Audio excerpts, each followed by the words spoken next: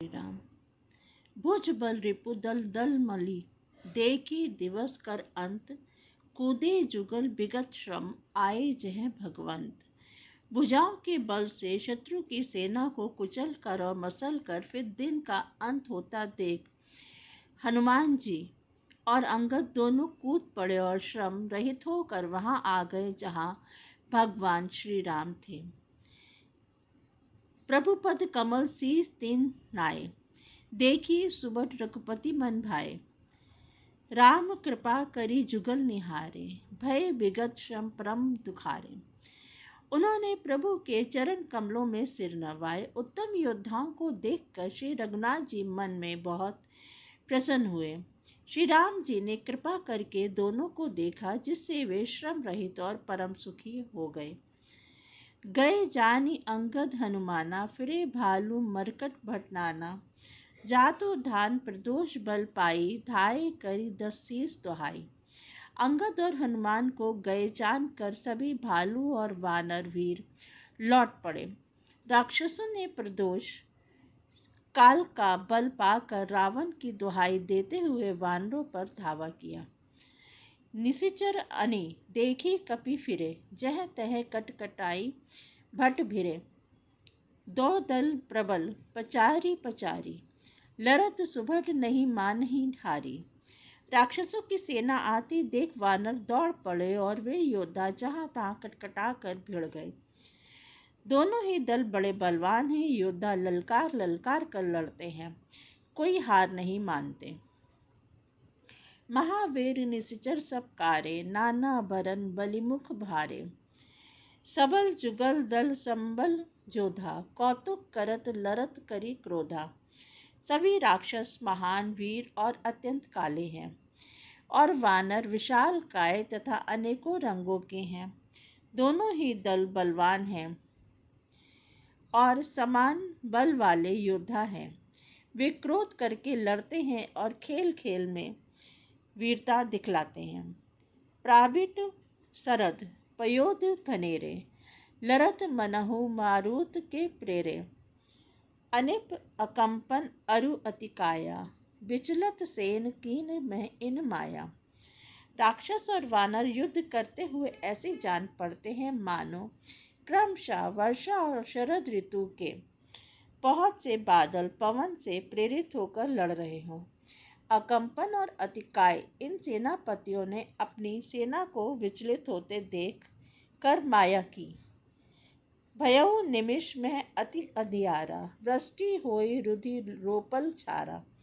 पल भर में अत्यंत अंधकार हो गया, खून पत्थर और राख की वर्षा होने लगी।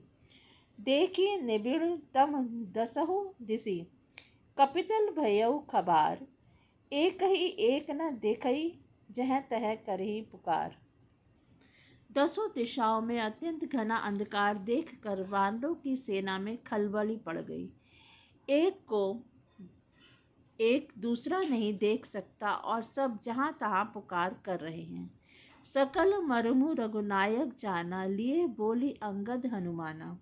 समाचार सब कही समझाए, सुनत कोपी कपिकुंजर धाय। श्री रघुनाथ जी सब रहस्य जान गए। उन्होंने अंगद और हनुमान को बुला लिया और सब समाचार कह समझाया। सुनते ही वे दोनों कपि श्रेष्ठ क्रोध करके दौड़े। पुण्य कृपाल हंसी चाप चढ़ावा, पावक सायक सपदी चलावा। भयउ प्रकाश कतहु तम नाही, ज्ञान उदय जिमि संशय जाहि। फिर कृपालु श्री रामचंद्र जी ने हंसकर धनुष चढ़ाया और तुरंत ही अग्नि बाण चढ़ाया, जिससे प्रकाश हो गया, कहीं अंधेरा नहीं रह गया। जैसे ज्ञान के उदय होने पर सब प्रकार से संदेह दूर हो जाते हैं। भालू बलि मुख पाई प्रकाशा, धाये हर्ष विगत श्रम त्रासा। हनुमान अंगद रन गाजे, हाँक सुनत रजनीचर भाजे। भालू और वानर प्रकाश पाकर श्रम और भय से रहित और प्रसन्न होकर दौड़े। हनुमान और अंगद रण में गरज उठे। उनकी हाँक सुनते ही राक्षस भाग छूटे। भागत भट पट कहीं धरी धरनी, करही भालू कपि अद्भुत करनी। गही पद डारही सागर माही, मकर उरग झस धरी धरी खाही। भागते हुए राक्षस योद्धाओं को वानर और भालू पकड़ पकड़ कर पृथ्वी पर दे मारते हैं और अद्भुत आश्चर्यजनक करनी करते हैं, युद्ध कौशल दिखाते हैं। पैर पकड़कर उन्हें समुद्र में डाल देते हैं। वहाँ मगर, सांप और मच्छ उन्हें पकड़ पकड़ कर खा डालते हैं। कछु मारे कछु घायल, कछु गढ़ चढ़े पर आई। गरजही भालू बलिमुख, रिपुदल बल बल चलाई। कुछ मारे गए, कुछ घायल हुए, कुछ भाग कर गढ़ पर चढ़ गए। अपने बल से शत्रुदल को विचलित करके रीछ और वानर गरज रहे हैं। निशा जानी कपिचारियु अनि, आए जहाँ कौशल घनी। राम कृपा करी चितवा सभी, भय विगत श्रम वानर जभी। रात हुई जानकर वानरों की चारों सेनाएं टुकड़ियां वहां आईं जहां कौशलपति श्री राम जी थे। श्री राम जी ने ज्यों ही सबको कृपा करके देखा, त्यों ही वे वानर श्रमहीन रहित हो गए। वहाँ दशानन सचिव हकारे, सब सन कहेसी सुबह जे मारे। आधा कटको कपिन संघारा, कहाओ बेगी का करिए बिचारा। वहाँ लंका में रावण ने मंत्रियों को बुलाया और जो योद्धा मारे गए थे उन सब ने बताया। उसने कहा, वानरों की आधी सेना का संहार कर दिया, अब शीघ्र बताओ क्या विचार करना चाहिए। माल्यवंत अति जरठ निशाचर, रावण मातु पिता मंत्री बर। बोला बचन नीत का एक बूढ़ा राक्षस था। वह रावण की माता का पिता, रावण का नाना और श्रेष्ठ मंत्री था। वह अत्यंत पवित्र नीति से वचन बोला, हे तात, कुछ मेरी सीख भी सुनो। जब ते तुम सीता हरि आने, असगुन होई न जाही बखानी। वेद पुराण जासु जसु गायो, राम विमुख काहू न सुख पायो। जब से तुम सीता को हर कर लाए हो, तब से इतने अपशगुन हो रहे हैं कि जो वर्णन नहीं किए जा सकते। वेद पुराणों ने जिनका यश गाया है, उन श्री राम से विमुख होकर किसी ने सुख नहीं पाया है। हिरण्याक्ष भ्राता सहित मधु कैटभ बलवान, जेहि मारे सोई अवतरेव कृपा सिंधु भगवान। भाई हिरण्यकश्यपु सहित हिरण्याक्ष को और बलवान मधु कैटभ को जिन्होंने मारा था, वे ही कृपा के समुद्र भगवान राम रूप से अवतरित हुए हैं।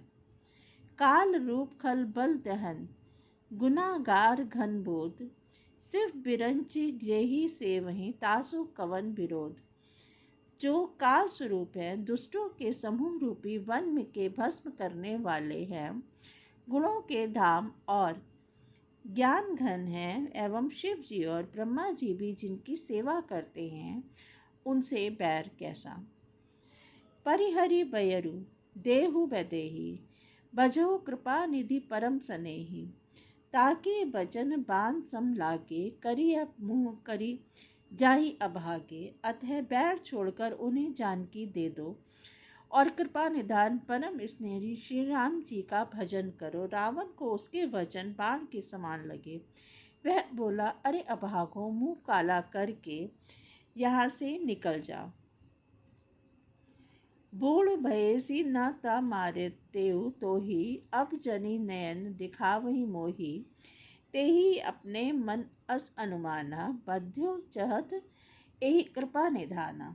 तू बूढ़ा हो गया है, नहीं तो तुझे मार ही डालता। अब मेरी आंखों को अपना मुंह न दिखलाना। रावण के ये वचन सुनकर उसने अपने मन में ऐसा अनुमान किया कि इसे कृपा निधान श्री राम जी अब मारना ही चाहते हैं। सो उठी गयऊ कहत दुर्बाधा, तब सकोप बोलेऊ घन नादा। कौतुक प्रात देखियऊ मोरा, करिहऊ बहुत कहो ना थोरा। वह रावण को दुर्वचन कहता हुआ उठकर चला गया। तब मेघनाथ क्रोधपूर्वक बोला, सवेरे मेरी करामात देखना, मैं बहुत कुछ करूँगा, थोड़ा क्या कहूँ। सुनि सुत बचन भरोस आवा, प्रीति समेत अंक बिठावा। करत विचार भयो भिनु सारा, लागे कपि पुनि चहु द्वारा। पुत्र के वचन सुनकर रावण को भरोसा आ गया। उसने प्रेम के साथ उसे गोद में बिठा लिया। विचार करते करते ही सवेरा हो गया। वानर फिर चारों दरवाजों पर जा लगे। कोपी कपिन दुर्घट घट गढ़ घेरा, नगर कोलाहलु भयउ घनेरा। विविधायुध धर निशिचर धाय, गढ़ते पर्वत शिखर ढहाए। वानरों ने क्रोध करके दुर्गम किले को घेर लिया। नगर में बहुत ही कोलाहल मच गया।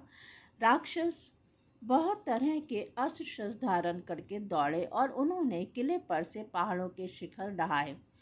ढाए महीधर शिखर कोटिन, विविध विधि गोला चले। गह रात जिमि पबि पात, गर्जत जनु प्रलय के बादले। मरकट बिकट भट जुगटत, कटत न लटत तन जर्जर भय। गही सैल तेहि गढ़ पर चला, वही जह सो तह निश्चर है। उन्होंने पर्वतों के करोड़ों शिखर ढहाए। अनेक प्रकार के गोले चलने लगे। वे गोले ऐसे गहराते हैं जैसे वज्रपात हुआ हो, और योद्धा ऐसे गरजते हैं मानो प्रलय काल के बादल हों। विकट बानर योद्धा भिड़ते हैं, कट जाते हैं, उनके शरीर जर्जर हो जाते हैं, तब भी वे लड़ते नहीं, हिम्मत नहीं हारते। वे पहाड़ उठाकर उसे किले पर फेंकते हैं। राक्षस जहाँ के तहाँ जो जहाँ होते हैं वहीं मारे जाते हैं।